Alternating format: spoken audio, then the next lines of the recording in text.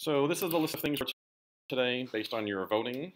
We'll probably talk about loops and functions and map and filter first. And then we'll do another exercise. Maybe we'll take a break and we'll do another exercise. We'll do fetch and classes. We'll do those two together. So your warm-up this morning was this, Kata, count of positives and sum of negatives. How many of you by hand, and I'll just say it on the audio, how many of you have read that PDAC article that I put in Slack? Part of it. Yeah. That is, I think, if there was something I would suggest you read and study like 20 times, it's the PDAC article. If I've given you a reading assignment that is critical to your success in this program and critical to your success as a programmer, it is the PDAC article. Read it, read it, read it, read it tonight, read it when you go to bed, right? On the day you have off, read it. Try to absorb what it's trying to tell you. Literally try the exercise they ask you to do every time you pick up one of these kinds of exercises, right? I can't say that I still do that process, right? But I've been doing this for like 40 years, kind of. In some ways, I've been a professional software developer for, holy smokes, 26 years, something like that. So like that process for me is muscle memory, right? It's like when you ask a professional baseball player, can you tell me exactly like how you swing a bat and hit a fastball? They cannot tell you exactly how each muscle moves. That's what we're trying to teach you. We're trying to give you, that PDAC article tries to give you a very succinct path to start to build the muscle memory of breaking problems down and turning a problem like count the positives and sum of negatives into code. Right? It's the best thing I've seen so far. Was the office space an accurate representation of coding in the 90s? It's like a pretty good description of like the ridiculous parts of working in like any medium to large size company in the 90s and sometimes still today. And some of those things are still true of like defense contractor or large like governmental type work environments. I worked for a local company that will remain nameless, but you can figure out which one it is if you search my history.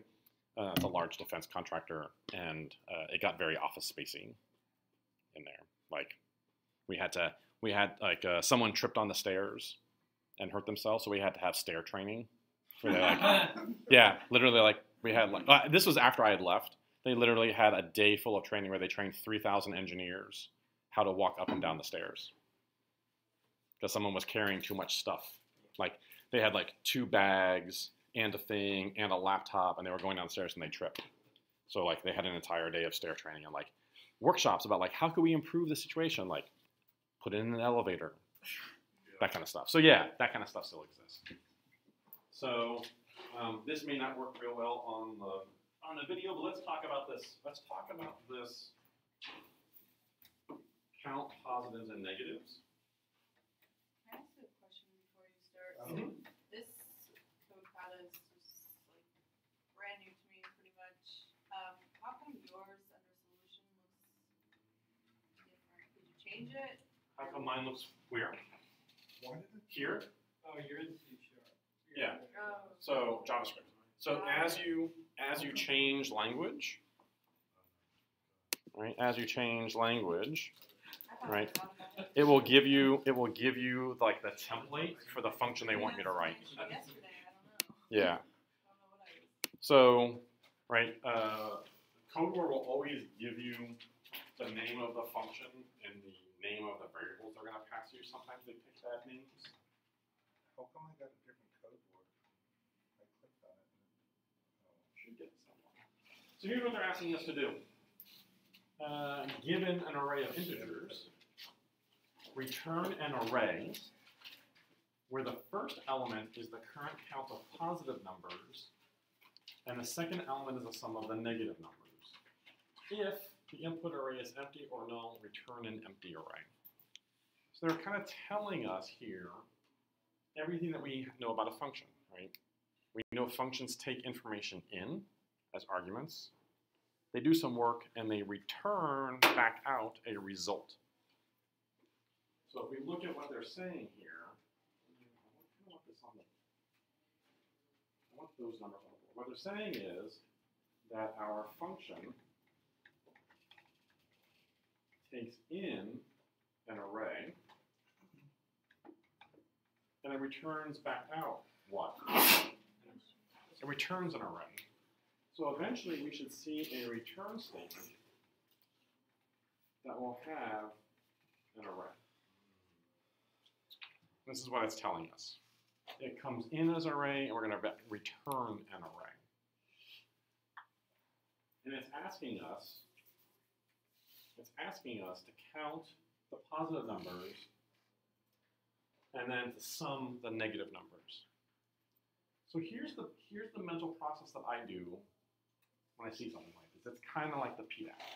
And if you read the PDAC article, one of the things they tell you is get some sample input and work through your algorithm. Right? Like, try to process this yourself and see how you naturally would do that work. So if I were to give you this list of numbers, right, I give you the numbers 1, 2, 4, 5, 6, 7, 8, 9, 10, and negative 11, negative 12, negative 13, negative 14, negative 15, how would you personally, no computer, no JavaScript, no language, how would you solve that problem? Right, just think about that for a second. How would you solve that problem? Now I want you to think about it. What if I gave you a billion numbers? I gave you a list of 1 billion numbers. Would the way you came up with still work? So often when we think about these, we want to exaggerate the size of the input if we can, because exaggerating the size of the input will force you to think in a detailed way about it. Because if I give you 1 billion inputs, you can't just say, look at it and see how many positive numbers there are, right? Because the array printed out would be 6 miles long. So it forces you to think about what the process is. So did anybody come up with a detailed process? Did anybody write down the steps like it was cup stacking and still have it? No, Toby. I know Toby had it, but he deleted it. Never delete it. It's always good to keep that around. Just keep it as comments in the bottom of the code comment. So here's one way we could do it. What if we said, start with the first number and look to see if it's positive or negative. And we're going to keep track of two things. We're going to keep track of a count and a sum. Here are 2 things we're going to keep track of. Right. Notice I'm not talking about variables yet. Right. I'm not talking about functions. I'm just talking about what we would do. So I'm going to keep track of 2 things on a scrap of paper. I'm going to keep track of count and a sum. And it's going to ask, is this positive? And if it's positive, we're going to do one thing. If it's negative, we're going to do another. So is this first number positive? Yes. So let's add 1 to the count. And we're going to move on to the second number. Is this positive? Yes or no? Yes. So we're going to add another 1 to the count. The 3 is positive. The 4 is positive. The 5 is positive. The 6 is positive. The 7 is positive. The 8 is positive. The 9 is positive. The 10 is positive. The negative 11, is that positive or negative?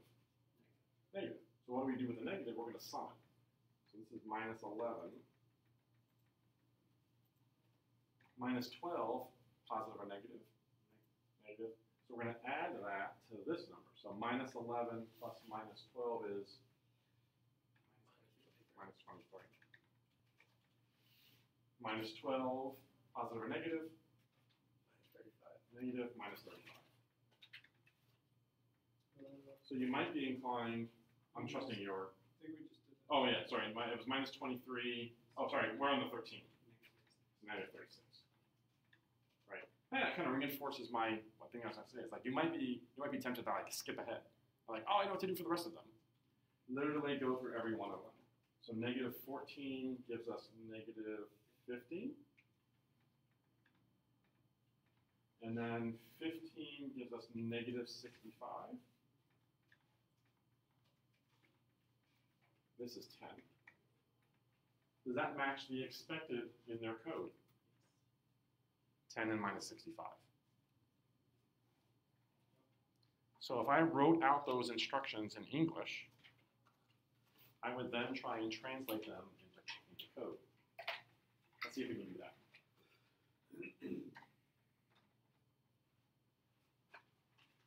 This is the process for these code katas to do. It's the same process we're doing for the big assignments, just bigger. You can think of a code kata as a little tiny homework assignment. The process is still the same, writing out those instructions. That's why we give these in the morning. Get your brain in that thinking process. So let's do this. I said start with the first number. If that is positive, count it. If that is negative,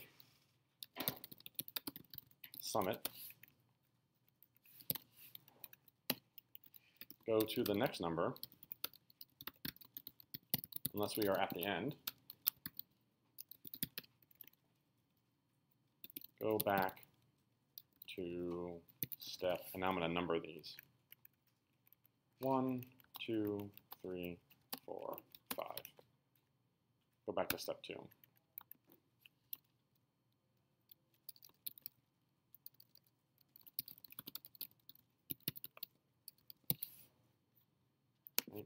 Maybe it's something like this. This needs a little bit more description. What's going on here? Whoa, stop. Oh, Code Wars. Yeah, Code Wars is kind of fidgety sometimes. It is. Yeah, and I lost my descriptions. I feel like people are, a lot of people like First number. Start with the first number. First number. So if this is positive, add 1 to the count. If this is negative, add the number to the sum. If there are no more numbers, we are done. Return the count and the sum, our answers. Otherwise, go to the next number. Go back to step 2. Maybe something like this. Maybe something like this. Right? Your instructions are going to look different than my instructions. There's 8 people in this class. They're going to be 8 different types of instructions. There is no one correct set of instructions. It's whatever your instructions make sense to you.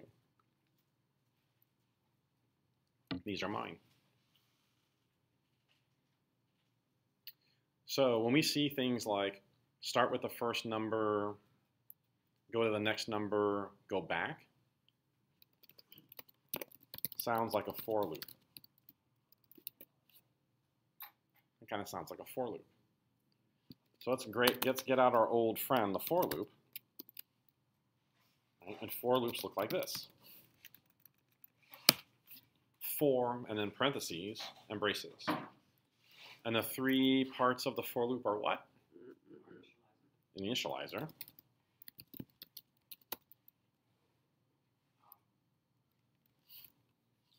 Keep going condition.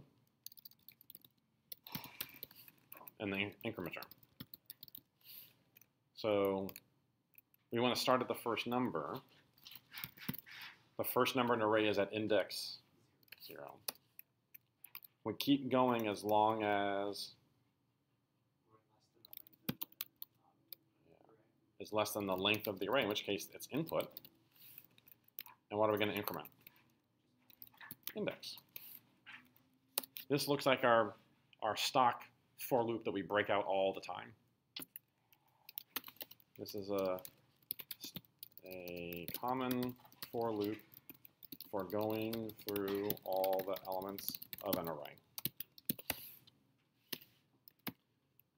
So let's get the number. If this is my input, how do I get the indexed number of the input? my brackets, and index.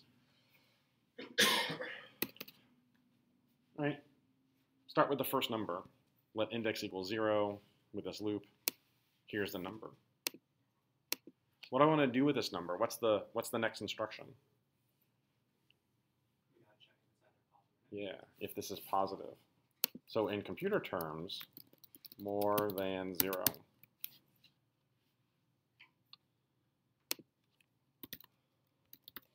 So if the number is more than 0, what are we going to do? Add 1 to the count. Well, I need a count now. What should count start out at? 0. How do I add 1 to count? Either count equals count plus 1, or count plus equals 1, or count plus plus. Any of those are fine. If the number is negative or less than 0,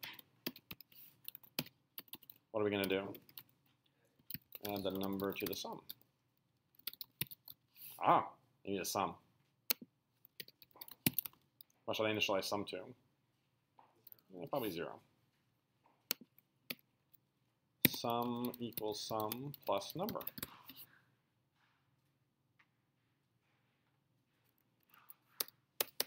I already have the if there are no more numbers, we're done.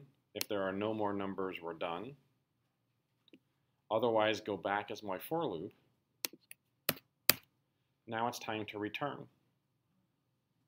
I'm done with all of my looping through my numbers. I'm going to return. What did the problem say to return? Return what? An array. So let's write an array. And it's got 2 elements. What's the first element of the array? The count. What's the second element of the array? Sum. Let's see if this works. Yep. Does it work for this? We ran into a problem. So the sample tests are usually the simple tests, and the attempt tests kind of throw some curveballs at you. We haven't done this one. If the input array is empty or null, return an empty array. So what we can do at the very beginning, before we even start, we can say if the array is null, it says return an empty array. So how do we check if the array is null? We could say if the input is null. At the very beginning, we can say, hey, if you gave me a null input array, I'm just going to do what it says and return an empty array. Except it lied. Nope, actually we have one that's failing here, a wrong values test. Or what? If it's empty. So a second one, so how would we tell if the input array is empty? What would be true about an empty array? Yeah. Yeah. Or we could say if the input length is 0. Let's also return an empty array.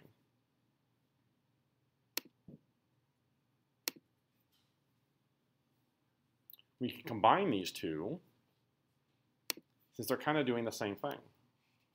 We could say if the input is null, or if the input length is 0. We could combine those two.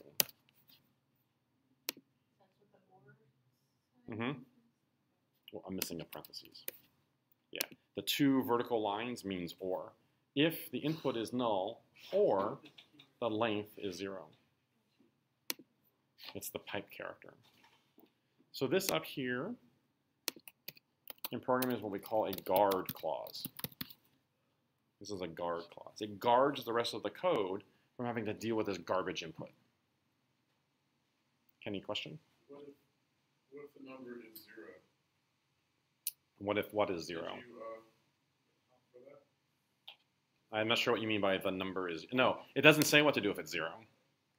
It says positives and negatives. It doesn't tell me what to do with zeros. So it didn't tell me what to do with zeros. I'm not dealing with it. It gave me no instructions. So now we could like make sure from the person who gave to say like, hey, you said positives and negatives. What do you mean about zero? Right? If this was a business requirement, I would go back and ask the person who gave me the requirements. Right? Do you count zero as positive? Sometimes, right?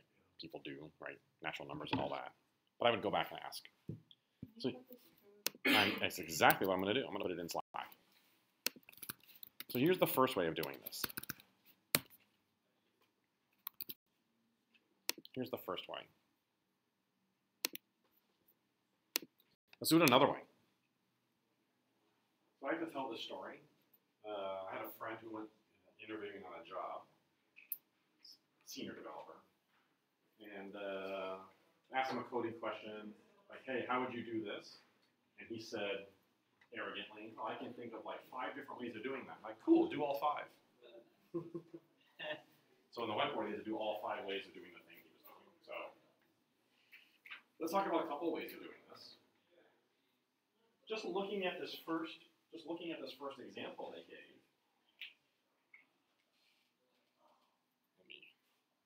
Looking at this first example they gave, right? I can think of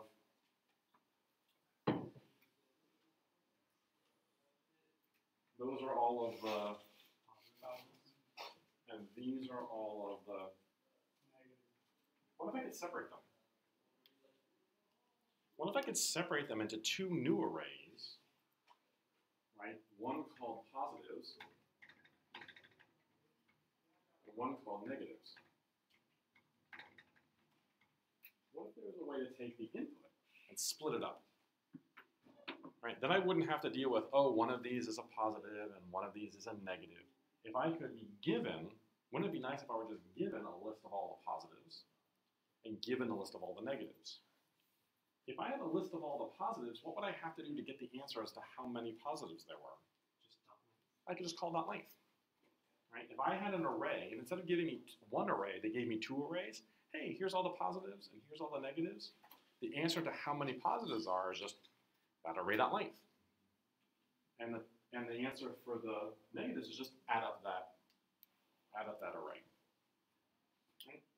So let's see if we can do that. Let's see if we can split the array into 2 parts. Here's what we're going to talk about.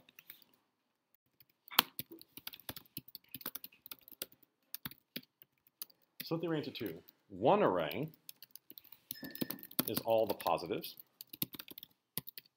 The other array is all the negatives.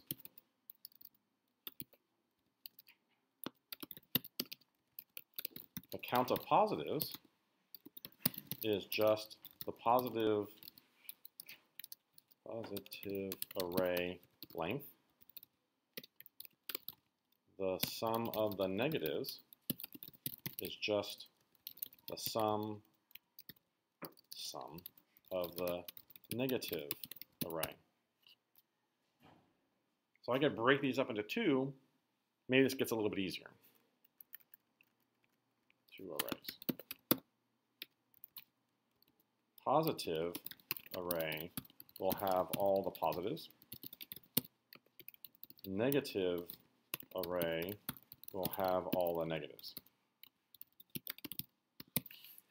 So if we have an array or a collection and we want back some of the elements of the 2 or 3 things we learned about array methods, which one are we looking for? Yeah, we've got, well, we want back just a few of the elements. So we know about for each, map, filter, and reduce. I use filter. Filter is the function that says take some input, take some array, and give us back a few of the elements based on a condition. There are others of these. If we look at DevDocs and we look at the array methods,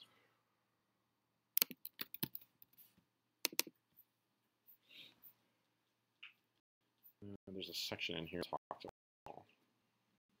Here's the mutator methods, accessor methods, iteration methods.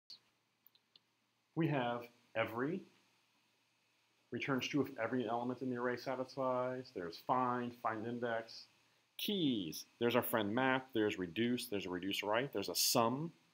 So there are other helpers too besides map and filter. I give you map and filter because they're the most direct and easy to use, probably the number ones that we use. But know that there are others as well that could help you. So I think there was maybe Toby, you were doing a kata that said, hey, are all of these things in the array some condition? I would use the every method for that, right? You want to know if some of the elements of an array have some attribute, right? You can use the sum method. For us, we want to use filter. So let's make a new variable called positive array. And we're going to take the input and we're going to filter. So remember that filter takes a function that returns true if we're keeping it and false if we're rejecting it. But what filter gets is each element of the array one at a time. So we're going to write a function in here. Right inside of here, we're going to write a function. That function is going to say, it's going to take a number, and it's going to return true if it's more than 0, false otherwise. Well, that's just if the number is more than 0. That's what that function is going to look like. It takes in a number, and it returns true if the number is more than 0. That function goes right inside of here.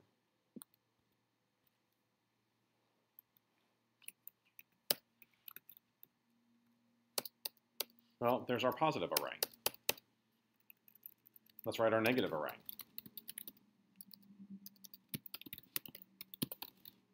Well, that's input filter, takes a number, and returns if the number is less than 0.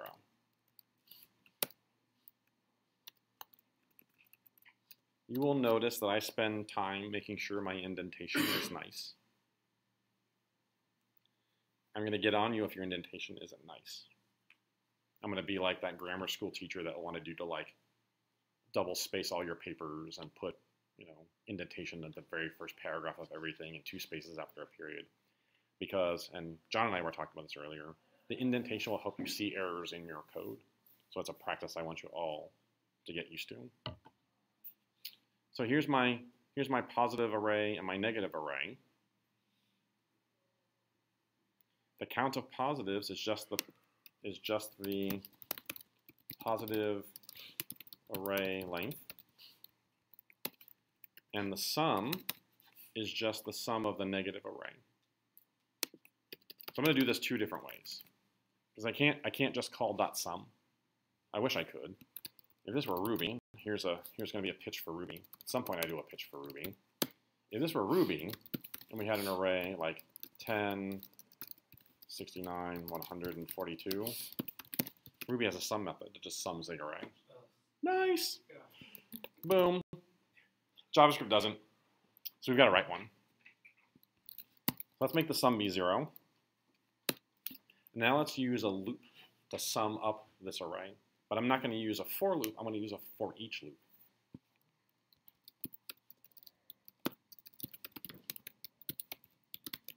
Let's go through this one element at a time.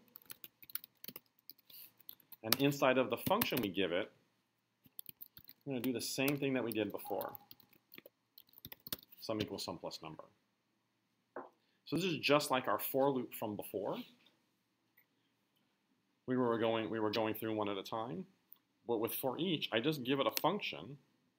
Here's the function that takes each element of the array, each number in the array, and does something to it. In this case, we just want to sum this up. Any question? Could you have written that sum equals plus number? I could do it like this. That's the shorthand for that. Sum plus equals number. I'm done. Well, I have my array where the first element is count and the second element is sum. Let's see if we pass these tests. We do. We're still going to fail the same ones we had before, so we still need that guard clause. if the input is null or the input length is 0, it said return an empty array. We still need that. Where did you define number? So number is the argument to the function. So you don't define it like you do a let. So remember, filter takes in a function. So I could write this like this. I could say, let the positive number filter function be a function that takes a number and returns number greater than 0. Right? That's defining a function. And then the filter could just take the positive number filter function. This would work just the same. Did I misspell something? Yeah.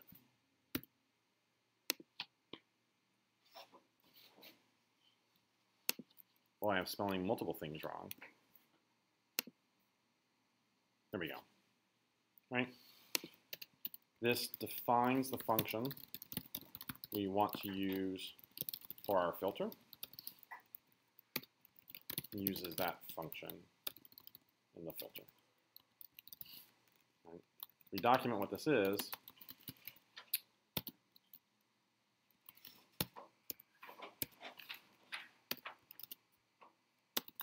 This is the name of the function. These are the arguments.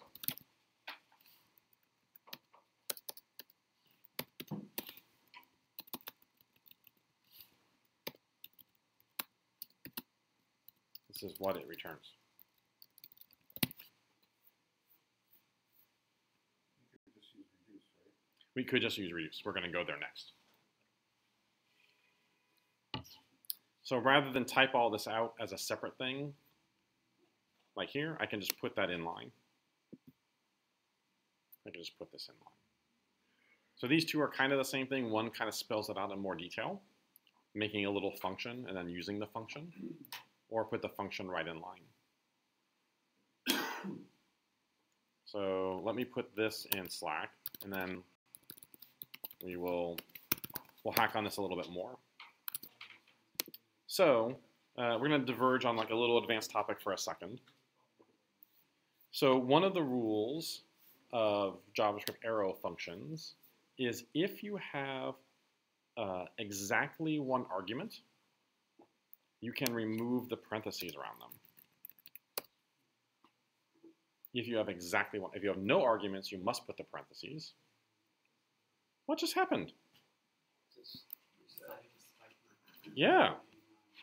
It seems to be happening when you navigate away and back. Yeah, that's weird. So one of the rules here is you can remove these parentheses if you have exactly one. So no arguments, you need the parentheses. More than one argument, you need the parentheses. But exactly one argument, you can leave them out. The other rule of arrow functions, and you're going to see this a lot, is that if the only line of code inside your arrow function says return thing, you can drop the braces and you can drop the word return. So if your arrow function only has one statement, and that one statement says return thing, you can drop the braces and you can drop the word return, and this will still work. So that makes this line of code look like this. Negative array is if you take the input and you filter numbers where numbers are less than 0. That's how you would read that in English. Reverse that back into English. Negative array is the result of taking the input array and filtering it such that we're only going to keep numbers if the number is less than 0. So this is like the smallest way of writing that. Right? And the same thing would be true here. We would say number more than 0. Get rid of this. Cool. So yes, one of the things we can do is we can use With negative array, we can use reduce. So remember, reduce takes two things. It takes the accumulator and the number, and it needs to return a new accumulator. Well, in this case, what we want is we just want the accumulator plus the number. And that becomes our sum. And this should still work. Right? Reduce is one of those, like, when you really understand it, then you may use it. So usually reduce, you don't understand it until you do something other than summing some numbers. Until the first time you use reduce to do something other than summing is when reduce will really sink in. I saw a couple hands trying to shoot up. I have always seen before accumulator and number, they always write out the word function. Is that part of it? Yeah, so that's the difference between, see how they wrote function here?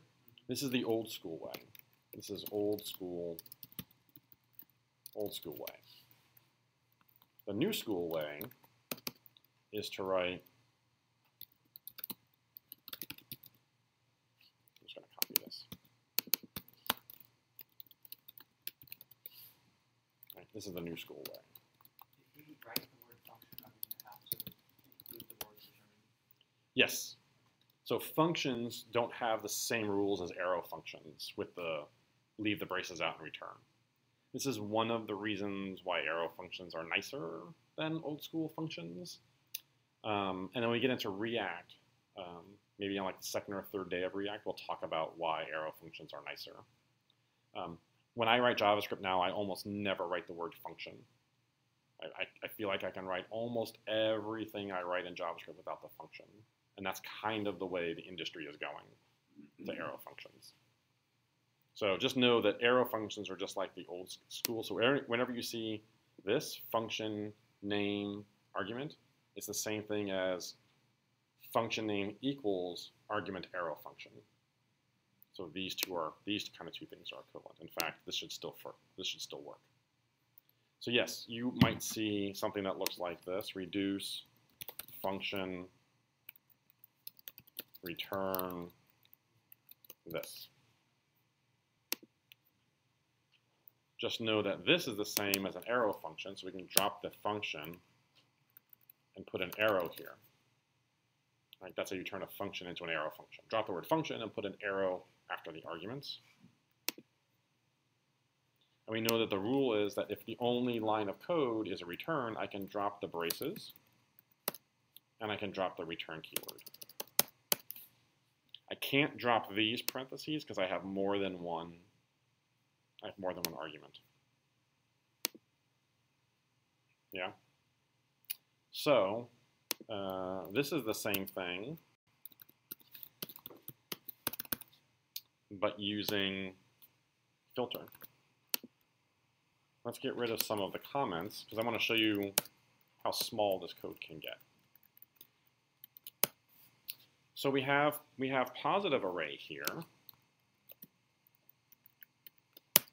And remember I said if we have a variable and we only use it one time in one place, we can take the value of that variable and put it here and get rid of the variable. Same thing is true of negative array. We use it here, but this is the only place we use it, so I can put that here and get rid of this. So I've chained together. Count is if I take the input and I filter only the positive numbers and then take the length of that. So I'm chaining together these calls. First we take input, and then we filter it to take only the positive numbers, and whatever that would return that normally we would stick in a variable, I don't need to. I can just ask whatever that is for its length. Same thing here. I can say, hey, take the input, filter it to give me the negatives, and whatever that would give me, normally I put it in the variable and then call reduce. Well, I can just chain the reduce onto the end of that. And this should still work. Except, I need to put a 0 here. Because in the case that it's empty, I can't use the no initial value. So if the array itself is empty, then you have to put an initial value. So now I can apply that same rule again. I made this count variable. I'm only using it here. That could go here. I can get rid of this. Right? I'm only using the sum variable. I could take this whole thing and put it here and get rid of this.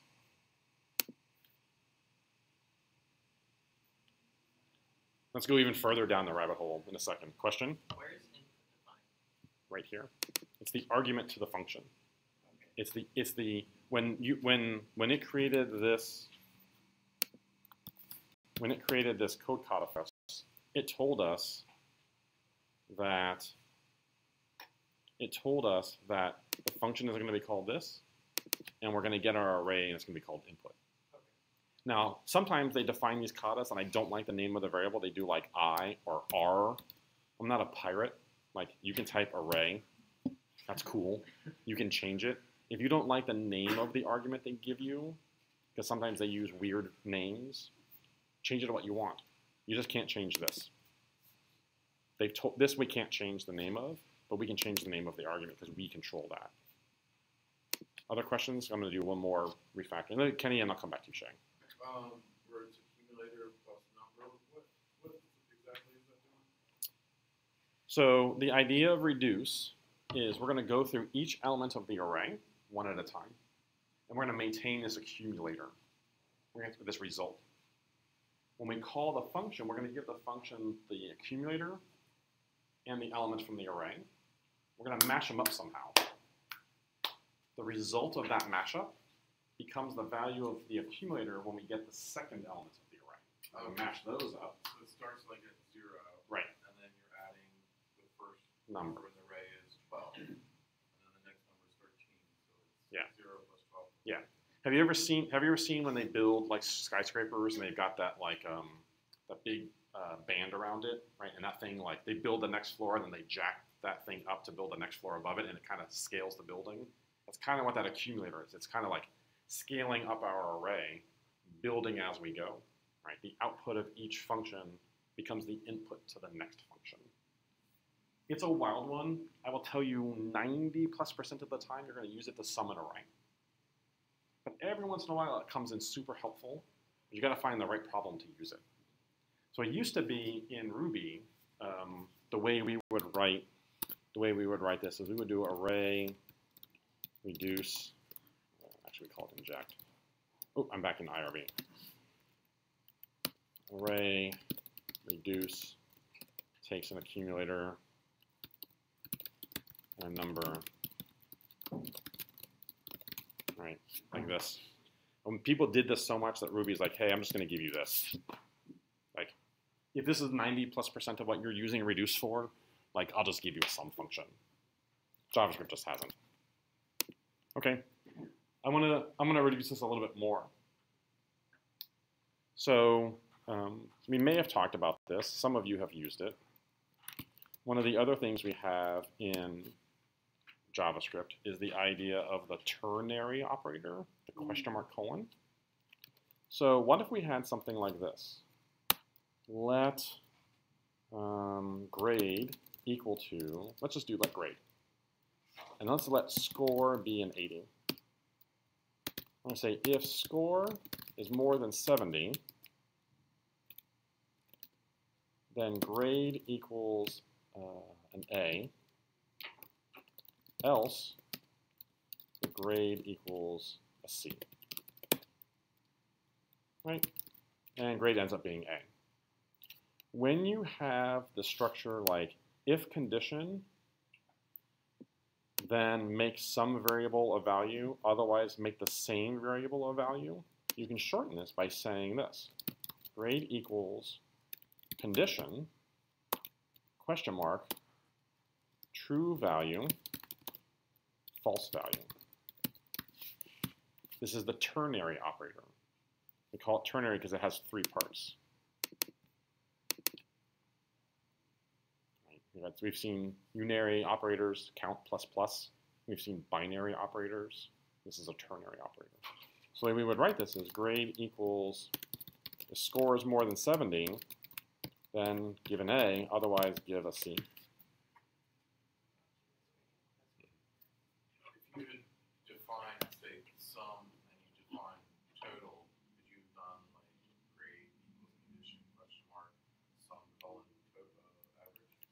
I can put any value here I want, right? I can do, otherwise it's the score, otherwise it's the score plus 10, right? I can put anything inside of these that is a valid expression. So yes, right? It's shortcut for if condition, then variable equals true, what to do when true, otherwise when variable equals false. Well, don't we kind of have that here? If this condition, this, otherwise this. So we can shorten this by saying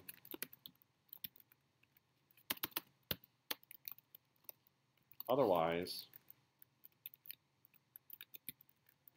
all of this. And now the code becomes this. And I put the return here. And there's that code Kata in one line of code. Would I do it this way? Nope. But I think it's really hard to read.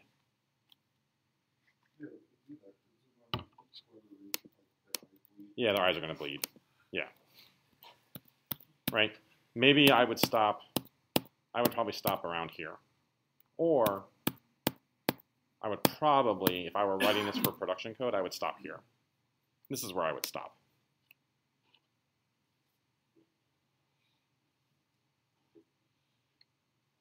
I think using modern JavaScript, this is about as tight as I would make that code. I just wanted to show you what's possible. That's pretty tricky for 8Q. That seems a little more dense than doing it this way, yes. But if you did it the very first way, cool. I just mean the problem itself. I think it's a pretty good 8. Okay. I think it's kind of on the border of a 7 and an 8, but it's a pretty good 8. You're going to find that you're going to see 6s that feel like 8s and 8s that feel like 5s. Because it's just the person who created the kata said, this feels like an 8 to me. Yeah. And you're like, buddy. That feels like a 6 to me, right? Then you're going to get really good at 8s, and you're going to go work on 7s and be like, oh, this is easy. This is like an 8. I don't know why you said this is a 7, right? Yeah, right. So like it's the difficulty. Yeah. So 8s are the easiest, 1s are the hardest. As you go through, and as you start out as an 8. I think like your little icon will say you're an 8, an 8Q. As you start solving more 8s, right, it'll push you to be a 7. As you start solving 7s, it's going to push you to take 6s, so forth and so on. And they just get more complicated as they go, right? Pushing through new ideas. And I think I put this code in Slack. Yeah. Yeah, I put the version with all of the instructions. I don't expect necessarily you all to get this with the filter and the reduce. That's where I'd like you to head to. I think the more that you can start, even if you start thinking this way, right? If you came up with this solution or something towards this solution, I'm super happy. If you got to this, I'm also still super happy. If you can write out something like this for this kata, and it's just me working with you and you working with yourself to practice how to turn that into code, to get from this to this. Then it's just practicing, boy, this code feels really long with this for loop and blah, right? To say, I'm really going to go learn how to use filter. And I'm really going to learn how to use for each and get good at that. Right? Then your like problem solving skills, when you start getting good at filter and map and every and none, you will start to see problems in terms of those functions. When I look at this problem, the description, I've done filter and map and reduce and these things so often that I see a filter and reduce problem just from the description. That comes through lots of practice. In the beginning, you're going to write out long code. But really in the beginning, what you're doing is trying to do this. The more that you write out these long descriptions, the more your brain is going to start to see patterns. Your brain is going to start making connections between writing out these long descriptions and the code that resolves them. to the point where your brain will, at some point, read that English instruction and start writing the JavaScript code automatically. But that only happens after you've done dozens and hundreds of these, right? You've done, the 80 some odd homework assignments we assign you in this course, right? In the beginning, if you really dig in onto this work and really take it to heart and really look at that PDAC, that will be the thing that will accelerate you the most. When we say we're teaching you to think like a developer, that's what we're talking about. This right here is just syntax and just learning to use the tool, right? This is teaching you how to be a home builder. This is just teaching you the various saws and hammers and nail guns and whatnot that one has today. And then this is just, hey, you've gotten good at like that saw, let me show you the powered saw. Oh, you got good at that, let me go show you, the more powerful tools. That's just leveling up in your tool usage. If you can get to this now, I'm super happy. If you can turn that into this, if you can turn that into this, even better. If the only thing you're doing in the katas each morning is being able to write out the long descriptions and you want to send them to me and I'll give you feedback, awesome sauce, right? If you can push yourself past that and start to write some of the code and get it to pass, also awesome sauce. I just want to see you all focus on this more. Because usually when you all come and say, this is not working, or I'm not sure how to make this kata work, it's because you didn't spend enough time doing that. You jumped past that step into the code. And you're trying to figure out the pieces, like square peg and round hole it, right? Or what rock can I bang until I get something that looks like what I want it to look like, right? And I know that, I do that, right? I'm not blaming you for it, right? It's natural. What's unnatural is me kind of forcing you to stay in this mode longer and more, right? What you're going to find is the more you do this, the more those connections are going to happen in your brain, the more that muscle memory is going to happen. And that's when the katas will come faster, right? I don't care if it takes you all from after the end of stand-up until we start lecturing to write that out. I don't care. I want you to practice that as much as possible.